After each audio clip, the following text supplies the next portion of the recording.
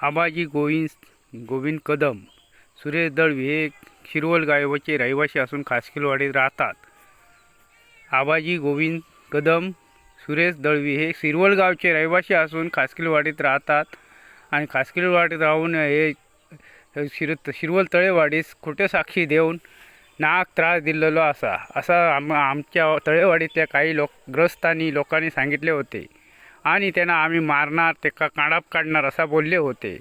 आमची खोटे साक्षी देऊन आमका नाक त्रास देऊन आमका कोर्टात अडकवलेला असा साक्षी देऊन असं म्हणत होते. काही तळेवाडीतले ग्रस्त रहिवासी असून ते सांगत होते की आम्ही आबाजी गोविंद कदम आणि सुरेश दळवी खासकीलवाडीतले एका आम्ही मारणार, याचा काढाप काढणार असं मला किती वेळा तरी त्यांनी सांगितलं. त्यांनी खोट्या साक्षी देऊन आमच्यावर केस दाखल झालेली आहे. त्यामुळे आम्हाला नाक त्रास झालेला आहे.